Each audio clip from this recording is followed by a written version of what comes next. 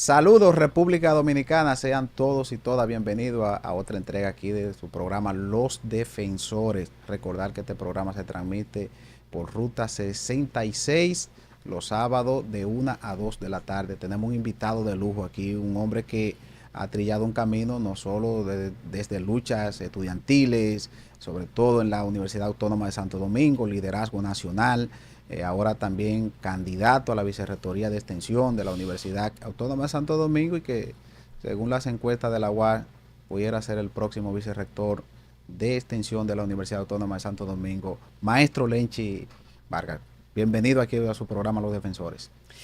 Muchísimas gracias. Estoy muy feliz de compartir contigo y con los felices y fieles miembros, seguidores de este programa. Maestro, sobre todo yo quiero preguntarle, iniciando, usted fue presidente de la Federación de Estudiantes, Sí, es un cierto. hombre que viene de una larga trayectoria estudiantil y que ha tenido una dilatada vida académica. Después de estudiante hizo la transición y un docente de larga data de la universidad, además también que ha agotado proceso histórico en la Universidad Autónoma de Santo Domingo.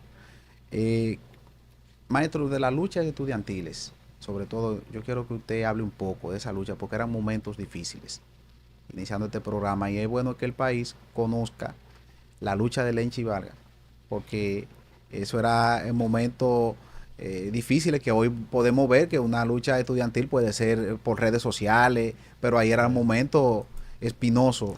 Muy delicados realmente y muy frágiles desde el punto de vista de los derechos de las personas, porque había una intolerancia casi absoluta, intolerancia política de Estado, porque estamos hablando de intolerancia política de Estado. Y eso se convirtió en toda una cultura. Entonces sí, yo empecé tempranito en la lucha estudiantil, pero no es mi caso. Es un tema de generación. Como yo soy, diríamos, un dirigente post Trujillo, no exactamente de los 60, pero de todas maneras post Trujillo, había una efervescencia social y política muy grande en República Dominicana, todos afanosamente buscando la forma de vivir en paz, de vivir bajo un techo democrático y de vivir en libertad.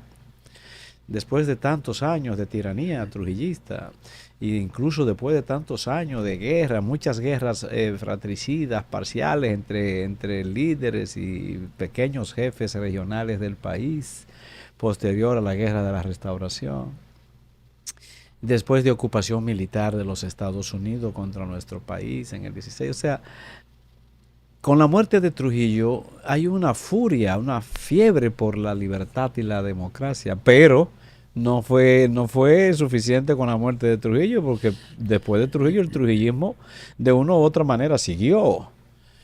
Sin embargo, la resistencia no se hizo esperar por parte de los sectores progresistas y a la cabeza de esa resistencia estaban los estudiantes.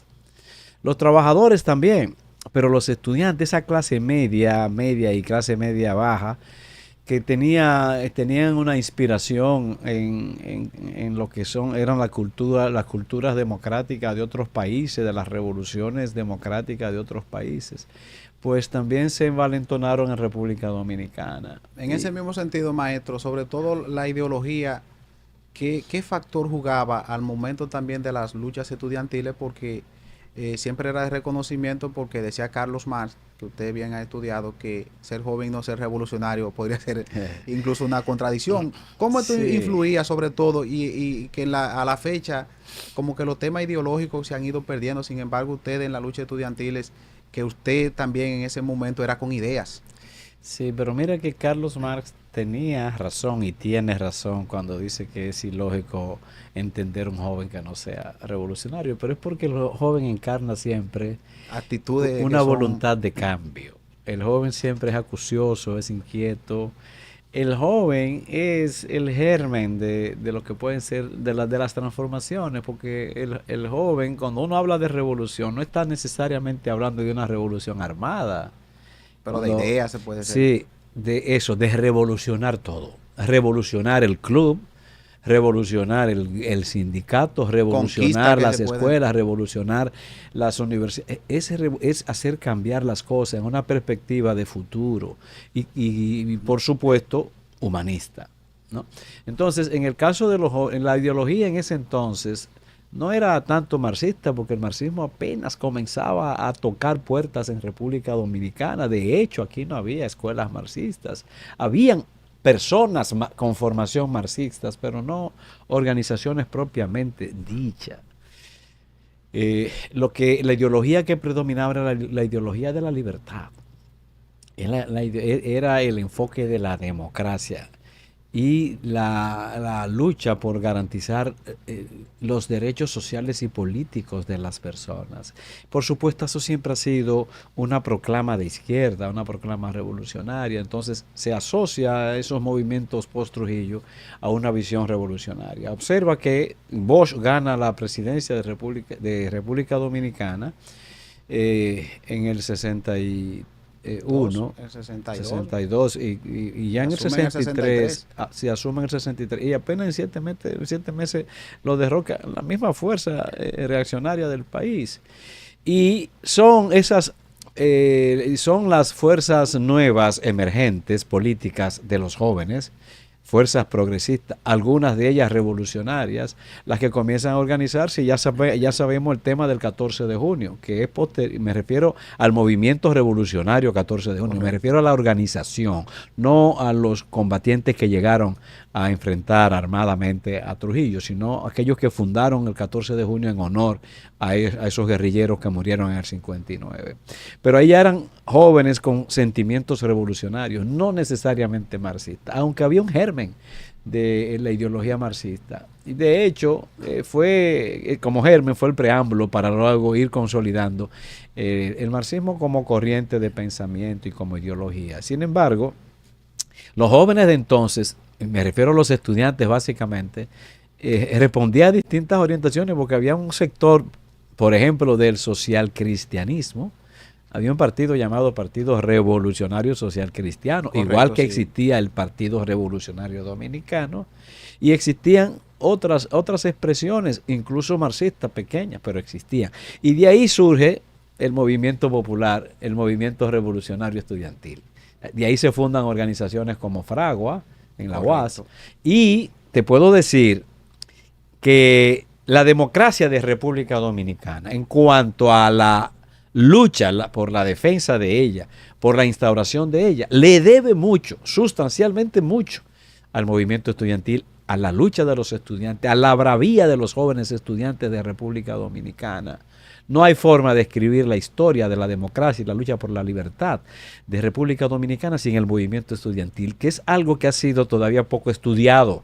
Sí. No voy a decir que ha sido menospreciado ni subvalorado. Tal vez sí subvalorado, pero se necesitan mejores estudios para demostrar que el principal laboratorio de Forja, el principal taller por la democracia social en República Dominicana y democracia política, corresponde a los estudiantes, al movimiento estudiantil organizado. Y de ahí es que vemos que llega la guerra. En la misma guerrilla de Manolo Tavares en el año 63, reclamando la restitución de Juan Bosch después de su derrocamiento, habían no solamente estudiantes, habían muchos que murieron ahí, estudiantes de la UAS. Correcto. No era UAS, sí, ya era UAS. Estudiantes de la UAS murieron ahí.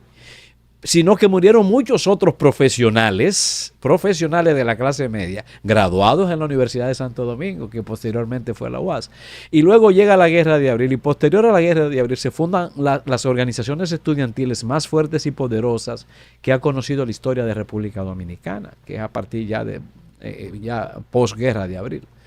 Y es ahí donde también el movimiento estudiantil comienza a jugar ese rol tan destacado. Yo estuve en ese movimiento estudiantil de posguerra del año 65. Y entré a los 14 años.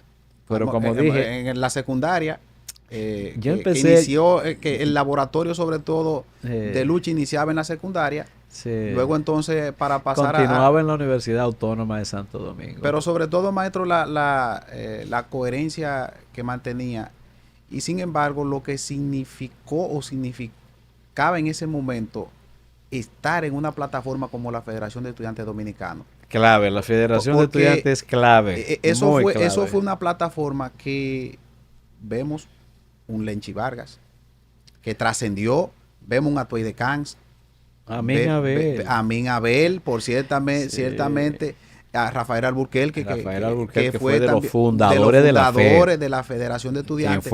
quien fue vicepresidente de la República. Correctamente. Entonces, anteriormente Asdrúbal Domínguez, que lleva el nombre del edificio, lleva su nombre. Exacto. Entonces, el propio Franklin Rodríguez, el propio Manuel Crespo, que son de los Ellos muchachos son contemporáneos, ellos que son después de posteriores, mí. contemporáneos, Sí, exactamente. son después de mí. Y sobre todo, maestro, porque la federación significa una exposición, sobre todo política, porque Claro. ustedes a partir de ahí ya el protagonismo, sobre todo en la lucha, que cobraba y ya lo colocaba en el escenario exterior de la UAS. ¿Cómo más o menos esta estructura incide sobre todo dentro de la lucha para después entonces tener éxito fuera de la UAS? Tú dices, ¿cómo se manifiesta?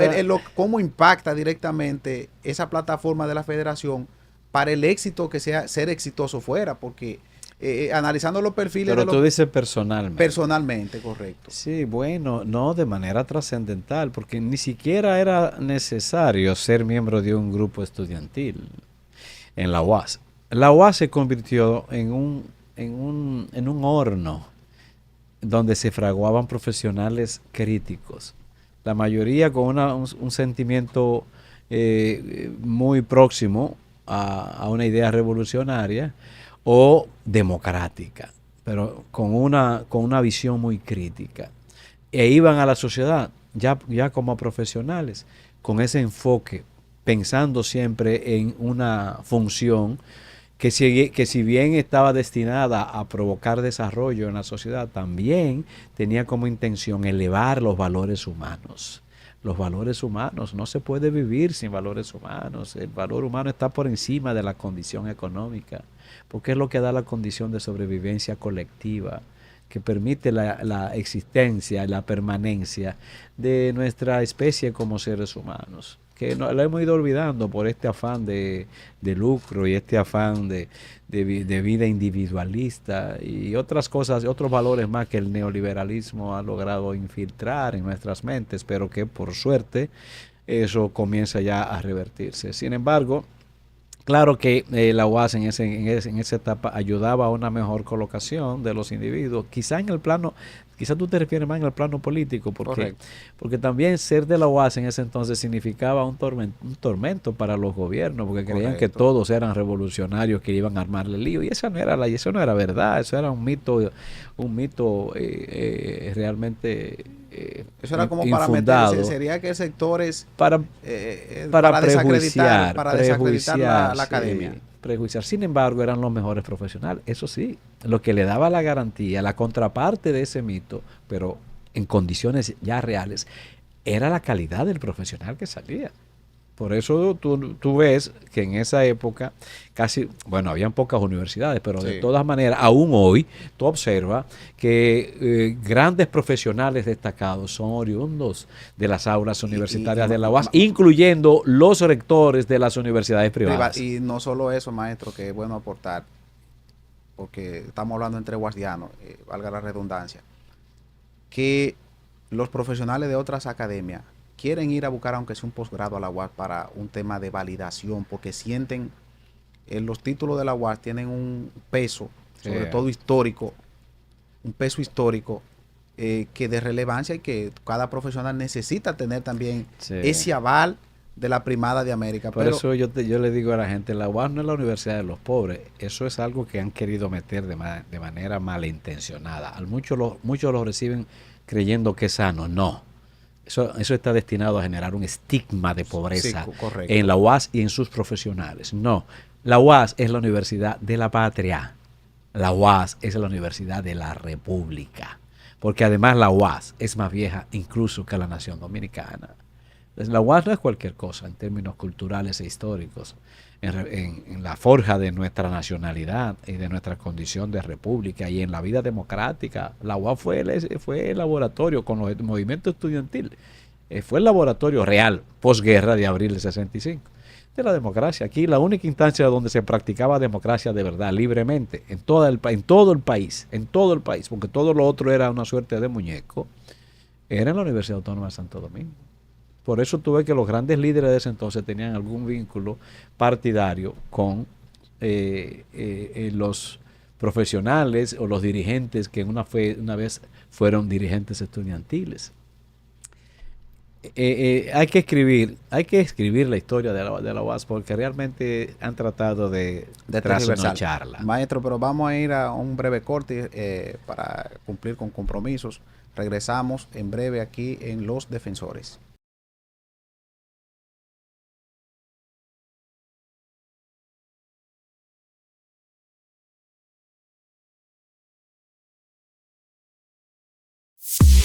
Usted está viendo Los Defensores. Antes, yo salía con mi camioneta cargada y llegaba por la mitad. Perdía muchísimo tiempo. Hoy, esta carretera lo cambió todo. Entrego a tiempo, mi producto llega nítido y mi negocio no para de crecer, porque no solo es vender más, es volver a mi casa tranquilo. El gobierno de la República Dominicana trabaja para que cada viaje sea más seguro, con más iluminación, mayor presencia en las carreteras y asistencia 24/7 a través del 511. Obras que conectan comunidades, regiones y destinos. Menos vueltas en el camino, más tiempo donde importa. Vías que cambian vidas. Gobierno de la República Dominicana.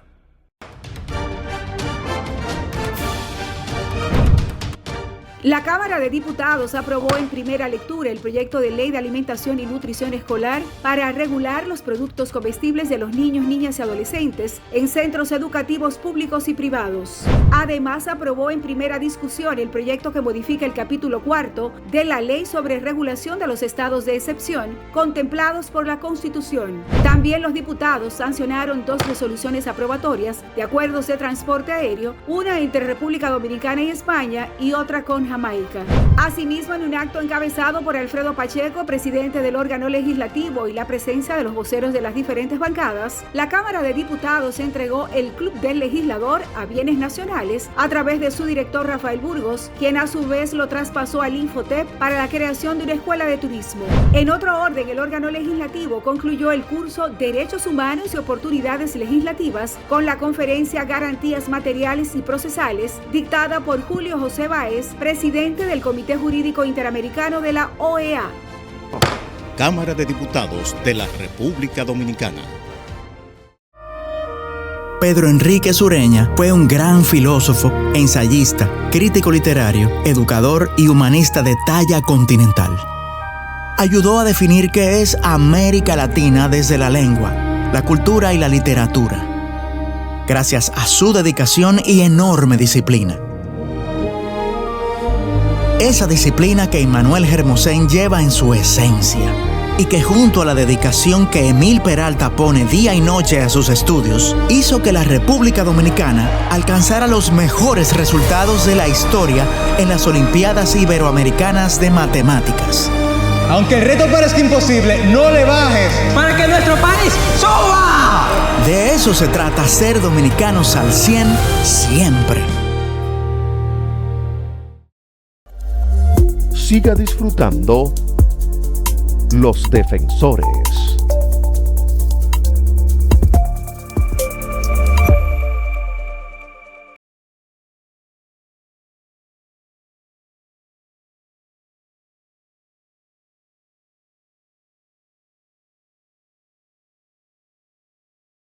De regreso aquí en su programa Los Defensores. Recordar que este programa llega a ustedes gracias, sobre todo a través de la señal de la Ruta 66, canal que lleva mucha avanzada. Y recordar también que este programa sale los sábados de 1 a 2 de la tarde por el Ruta 66. Maestro, sobre todo usted tiene una aspiración legítima como decimos que según las últimas encuestas, sobre todo la especializada de la Universidad Autónoma de Santo Domingo, lo dan a usted encabezando para la vicerrectoría de extensión. Usted ha tenido otras participaciones donde ha salido muy bien valorado por la comunidad académica. De cara al nuevo periodo 2026-2030, ¿qué usted tiene para presentar como candidato a esta importante vicerrectoría extensionista? Sí, bueno, ahora aspiramos, sí, a la vicerrectoría de extensión. Soy parte del equipo que apoya, que conforma la candidatura del doctor Jorge Asana David, quien va a ser definitivamente el próximo rector de la UAS. Y sujeto a esa visión que el mismo doctor Asana está proyectando, que es la visión de la renovación de la UAS, de un reencuentro de la UAS consigo mismo para una nueva ingeniería, para reinventarse, pues nosotros andamos por la misma ruta, ajustado a esa visión del doctor Asana, porque la UAS necesita de convertirse en una mejor oferta. Tiene buenas ofertas, pero es que la UAS tiene que ser la fuerza que revolucione el mundo de la educación superior de República Dominicana, como siempre lo ha sido.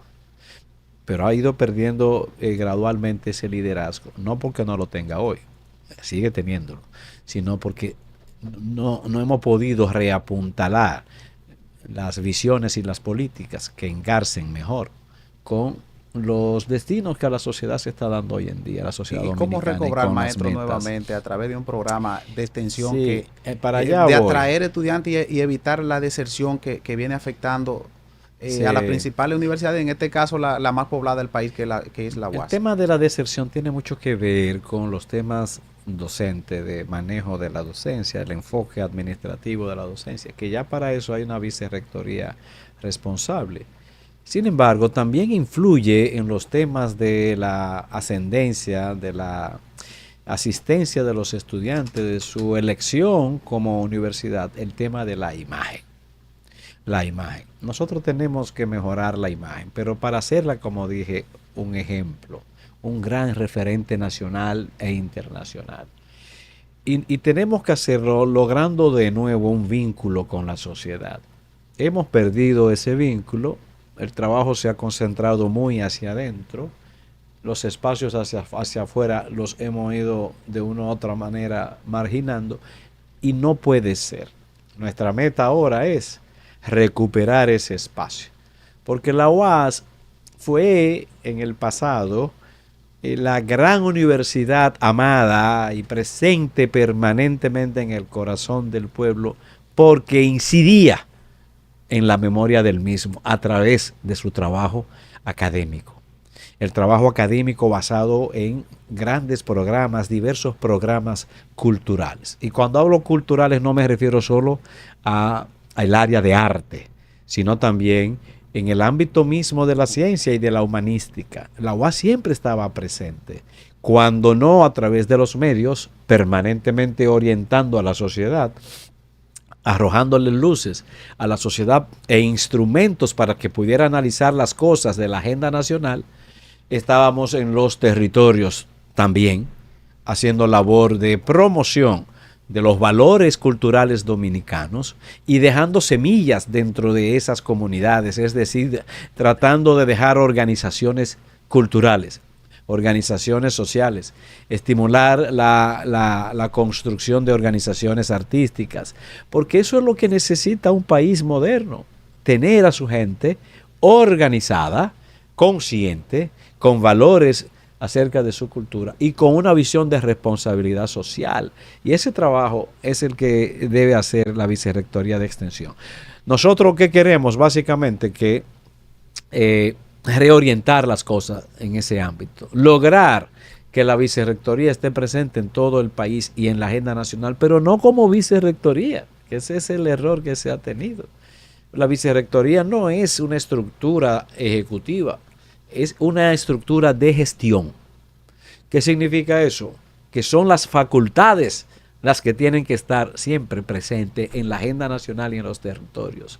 Son las escuelas de las facultades. Si tenemos la escuela de educación media, tiene que estar incidiendo la escuela de educación media en lo que son los asuntos, los entuertos, los nudos, los problemas que pueden estar obstaculizando el buen desarrollo de la formación de los niños de la escuela media, o incidiendo en lo que pueden ser nuevas estrategias pedagógicas o didácticas. O sea, de esa manera es que nosotros queremos hacer a la extensión. Si hay temas de salud, ir a las comunidades a entender los temas de salud, no a resolverlos. La universidad no está para resolver los temas de salud. Con tiene que dar asistencia. Con la facultad...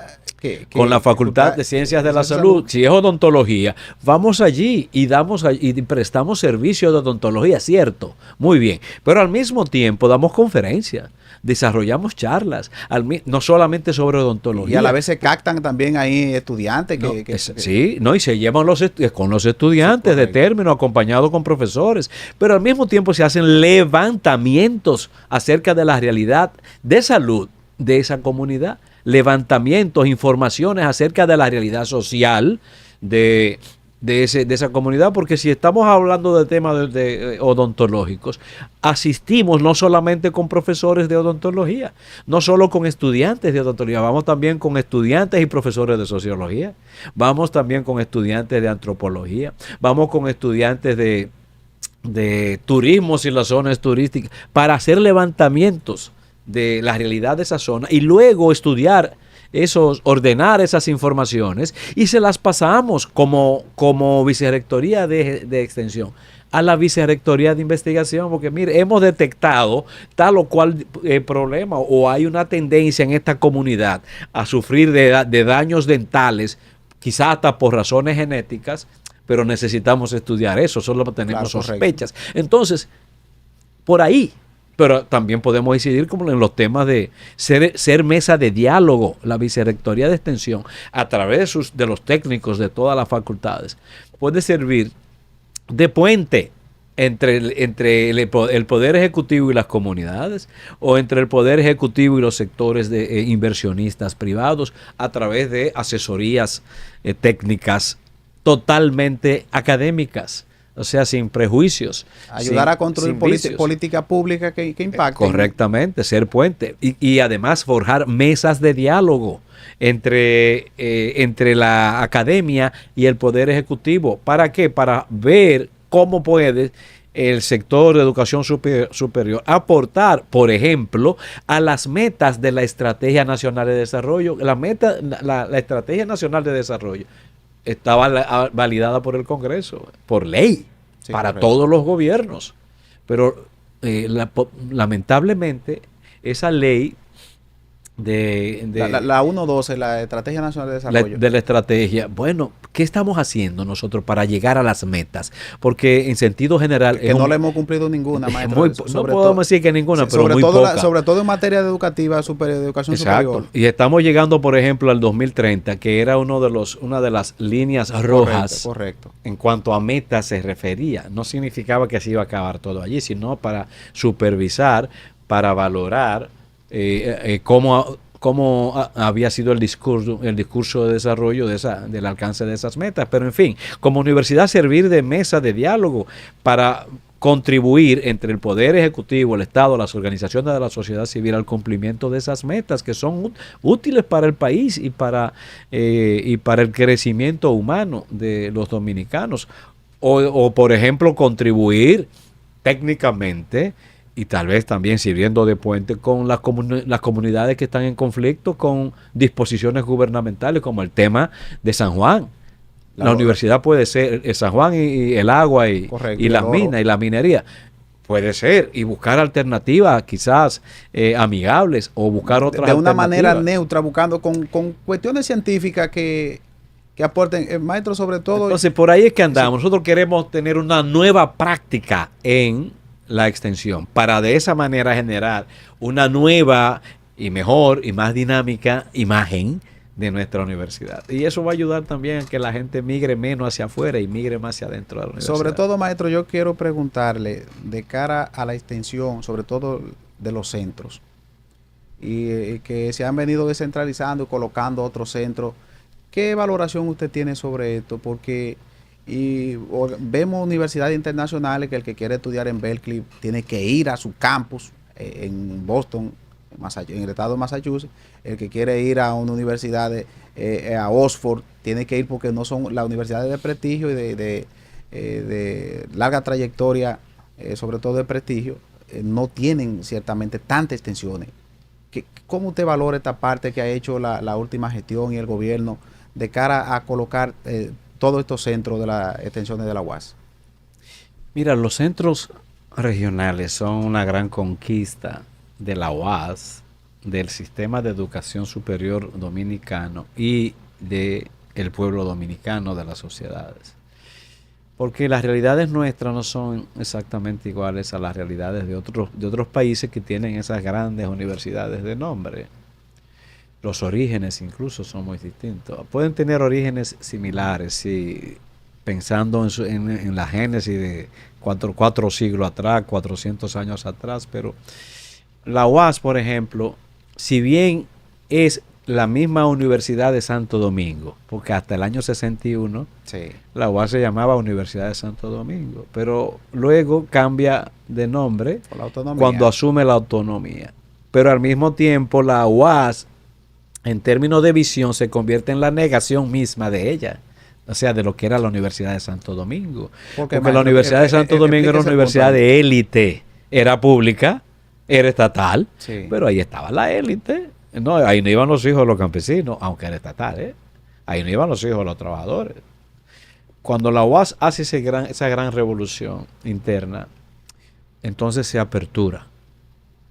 República Dominicana tiene uno de los sistemas de educación superior más amplio, abierto y populares casi del mundo entero. Es una de las universidades de las más abiertas. Me refiero a abierta en el sentido de no tener condiciones especiales para impedir que la gente acceda. Usted puede ser un estudiante medio o excelente y será el mismo curso de su interés, de su vocación, el que defina si usted sigue o si usted sale o si usted es suspendido. Pero se le da la oportunidad a todo el mundo. Eso es una característica. Usted podrá decir, eso es populismo. No, eso es derecho social. La gente tiene derecho también a estudiar en las universidades. Ahora bien, eso no significa que necesitamos una universidad en cada municipio. Eso no significa. Los centros regionales se vieron como extensiones, no como sucursales. Cuando hablamos de un centro regional, estamos hablando de lo que se llama extensión. Es ahí donde surge la extensión territorial, el concepto de extensión para trabajar fuera del centro, fuera de la capital. Es decir, extendernos hacia la sociedad.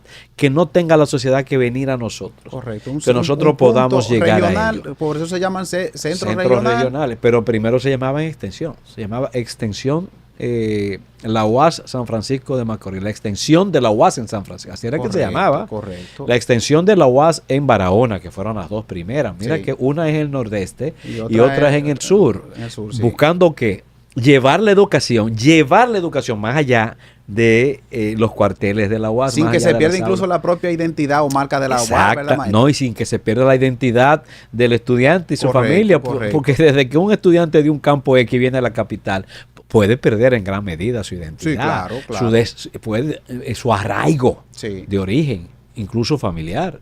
Al tú llevar la extensión hacia allá, la universidad hacia las comunidades, garantiza el arraigo permanente, la unidad familiar. Yo mismo vine dejando mi ciudad de Santiago, vine a la capital porque no teníamos UAS en Santiago cuando yo estudiaba. Y eso, llevar el conocimiento, llevar la ciencia, llevar el humanismo a las regiones que en ese entonces no eran tan citadinas, es decir, tan urbanas. En ese entonces, cuando la UAS comienza a crecer con sus centros regionales, casi predominaba la población rural. Hoy es inmensamente urbana la población, pero en ese entonces no.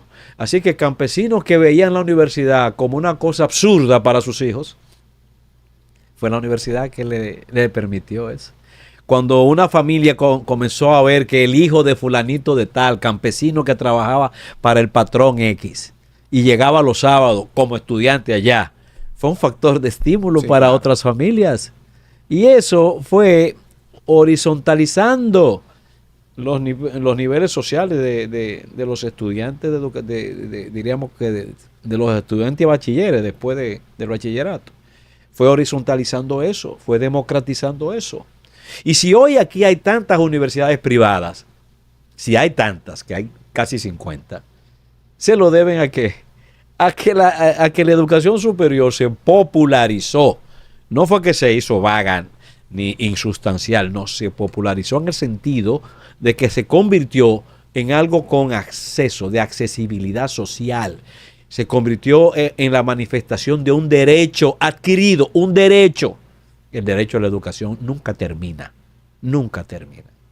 Y la UAS es la madre, por esa razón, de todo el sistema educativo superior de República Dominicana.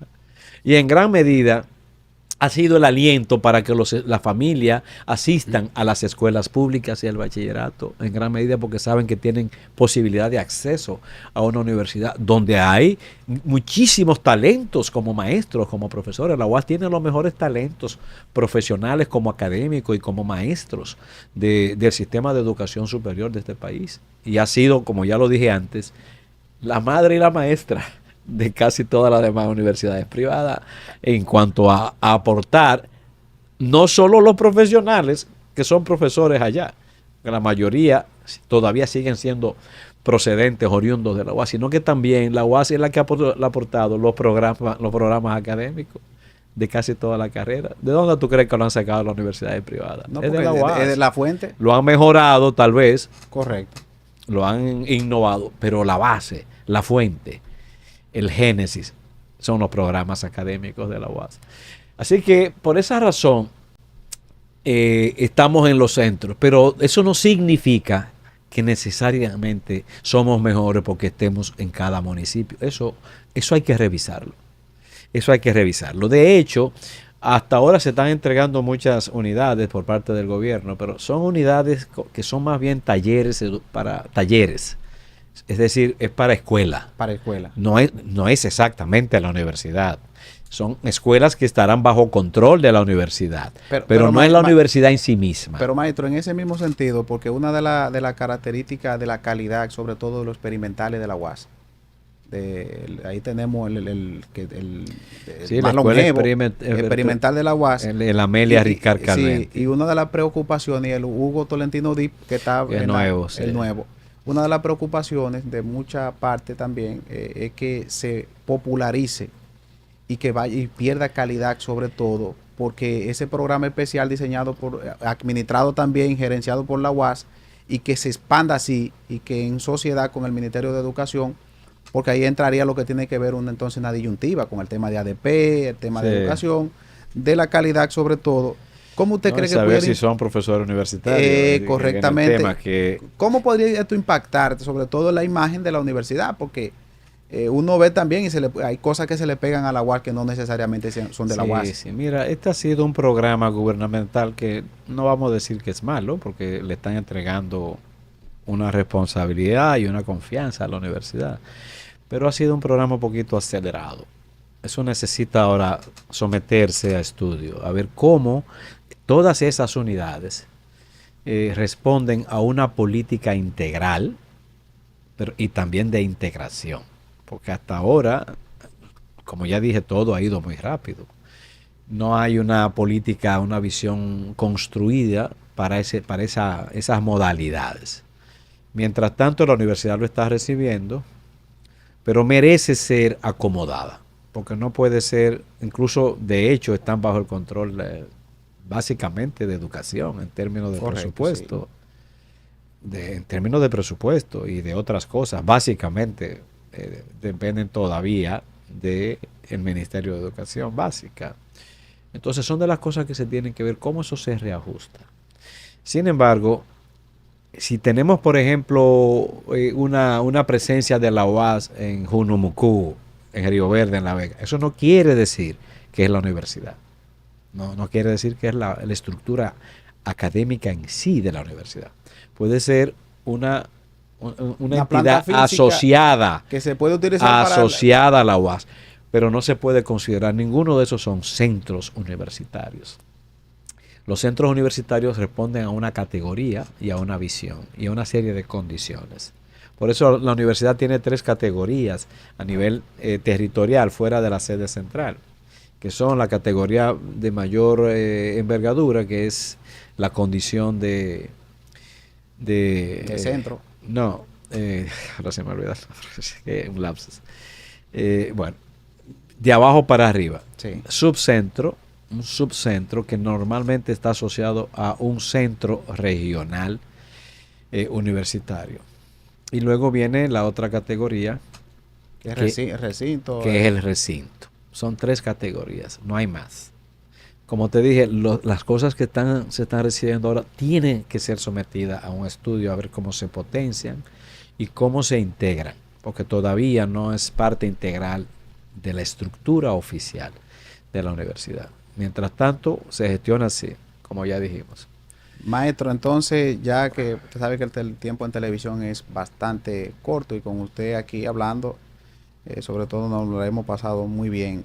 De cara al 17 de junio, que es el proceso electoral que se va a desarrollar, ¿qué usted cree que de cara, ya evidentemente, según los estudios de opinión, vuelvo y reitero, el doctor Azana, el candidato de los dos que presenta las mayores credenciales para ganar, y de cara también a los propios 4 vicerrectores que ustedes van en la boleta ahí mismo? El mensaje que usted pueda mandar desde los defensores, a esa comunidad que tiene el derecho al voto, que usted pudiera explicar más o menos de manera rápida lo que tienen calidad de voto, los profesores como los estudiantes, y motivar también para el proyecto. Sí, bueno, en verdad somos unos 2.930 y tanto de votantes académicos, profesores. Hay un 5% de eso que son estudiantes que votan y un 1% de administrativo. Todos somos los que elegimos. Para poder ganar en la universidad en la primera vuelta tiene que ser adquiriendo el 50 más 1 del total de los votos. Y nosotros sabemos que ya para el 17, ya de antemano Azana no hay duda que tiene la condición de haber sido favorecido por el sentimiento masivo de los votantes de la UAS. Eso es así y es el caso también de nosotros. Yo estoy dentro de ese equipo y los vicerrectores que le acompañamos, estamos seguros que también estaremos en el Consejo Universitario asumiendo las nuevas responsabilidades que nos van a dar los profesores. Aquí de lo que se trata es de el 17 asistir, ojalá que temprano, que todos asistamos. En la UAS hay un nivel de abstención muy bajo, realmente es muy bajo. Los profesores siempre participan y fortalecen la vida democrática de la universidad. Y sabemos que a partir del 17 la UAS va a entrar en una nueva etapa. Eso es así. O sea, hemos tenido muchas elecciones, gana un nuevo rector, una rectora, y como que la UAS sigue en lo mismo, la misma dinámica hacia adentro, ¿no? Ahora la idea es que la UAS entre a una nueva dinámica. Por eso hablamos de un punto de inflexión. Porque aunque no logremos todo lo que estamos proponiendo, no lo logremos alcanzar, sí sabemos que vamos a dejar una impronta para los que continúen después de nosotros.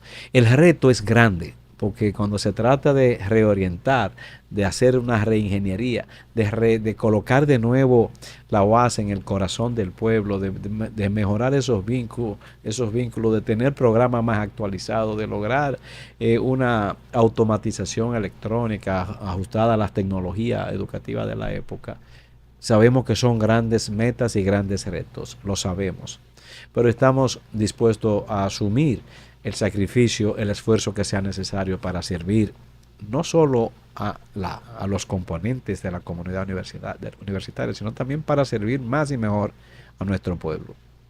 Bueno, señores, hemos estado conversando con el maestro Lenchi Vargas, candidato a la Vicerrectoría de Extensión de la Universidad Autónoma de Santo Domingo y amigo nuestro y amigo de este espacio, que le deseamos el mayor de los éxitos, maestro, de cara al 17 de junio, que cuando usted sea electo, usted venga por aquí, nos dé la primera entrevista a nosotros aquí. Ustedes van a tener aquí en Los Defensores a un vicerrector de extensión a sus órdenes. Y que nos invite también a la investidura. Ya está invitado. Bueno, nos vamos a un breve corte y regresamos en breve con más contenido aquí en Los Defensores.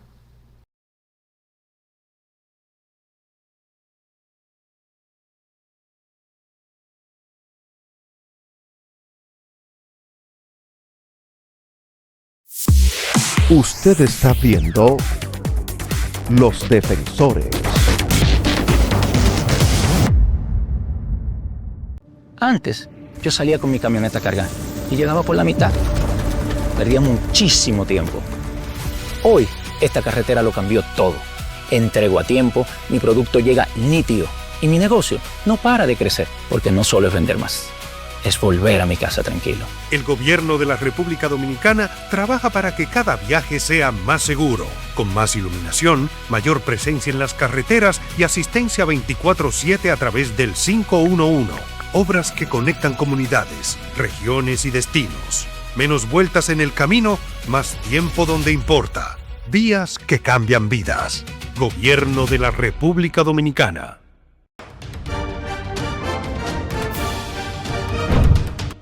La Cámara de Diputados aprobó en primera lectura el proyecto de ley de alimentación y nutrición escolar para regular los productos comestibles de los niños, niñas y adolescentes en centros educativos públicos y privados. Además, aprobó en primera discusión el proyecto que modifica el capítulo 4 de la Ley sobre Regulación de los Estados de Excepción contemplados por la Constitución. También los diputados sancionaron 2 resoluciones aprobatorias de acuerdos de transporte aéreo, una entre República Dominicana y España y otra con Jamaica.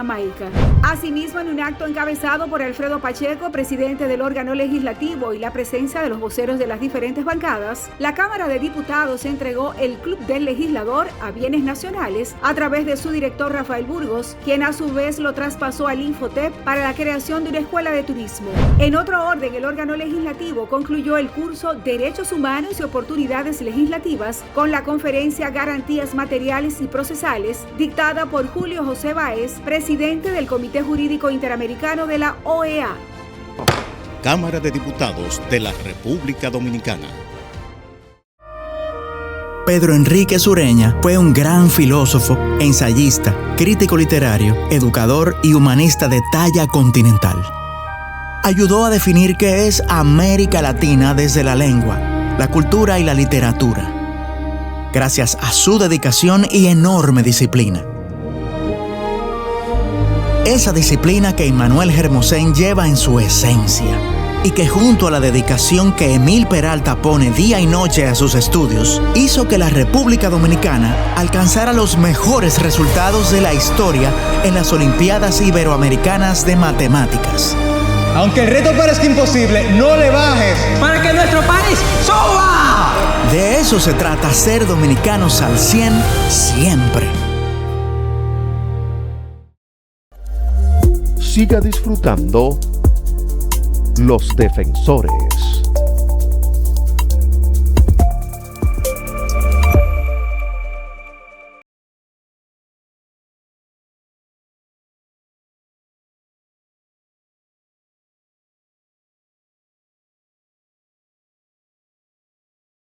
Bueno, señores, estamos de regreso aquí en su programa Los Defensores. Recordar que pueden seguir este programa y sintonizar a través del canal Ruta 66 los sábados de 1 a 2 p.m.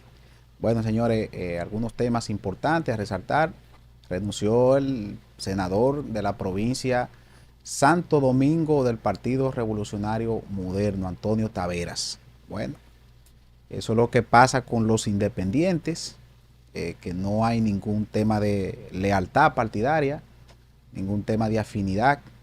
Eso los partidos políticos tendrán pruebas consistentemente de este tipo de perfiles que buscan, obtienen candidatura, y a la vez de que el legislador en su momento, cuando decide legislar en la construcción de leyes, deja siempre su vacío para beneficiarse de este tipo de artimañas políticas.